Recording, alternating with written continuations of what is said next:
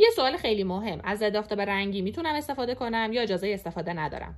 من یه جاهای دلم میخواد برم بیرون، دلم میخواد یه میکاپی داشته باشم و دلم میخواد ضد آفتاب یه خاصیت پوشانندگی هم داشته باشه، بی رنگ نباشه. میگم بله، ضد آفتاب رنگی هم توی بازار زیاده، حتی خیلی بیشتر از اینهایی که من برای شما گذاشتم. من به عنوان نمونه گذاشتم تا شما ببینید.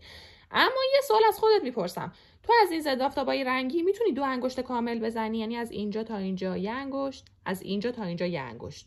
میتونی 2 انگشت کامل بزنی؟ روی پوستت نمیماسه؟ احساس سنگینی و خفگی نمیکنی؟ شما قطعا احساس سنگینی میکنی و 2 انگشت کامل نمیتونی از هیچ کدوم از این ضد آفتابا بزنی. کمتر میزنی، کمتر هم که بزنی خاصیت پروتکشن و حفاظت برای شما ایجاد نمیشه. پس راه حل چیه؟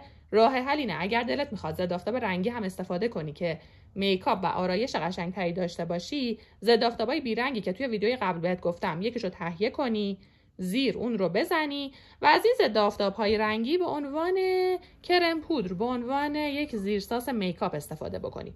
چی داریم؟ ایرانیای خوب سانسیفو دارم که یه حجم 40 میلی داره و SPFش 50. اویدرم هست که دوباره SPF 50 داره و حجمش هم 40 میلیه. ضد آفتاب پیکسل که SPF 35 منتها این برای دور چشم فقط استفاده میشه، به عنوان کانسیلر میتونین ازش استفاده بکنین، ولی پیکسل برای کل پوست صورت هم به صورت رنگی داره. هولوش قیمتی همشون هم بین 400 تا 500 هزار تومنه. حتما حواستون باشه قبلش از ضد آفتاب بیرنگ باید استفاده کنین و بعد از ضد آفتاب رنگی استفاده کنین.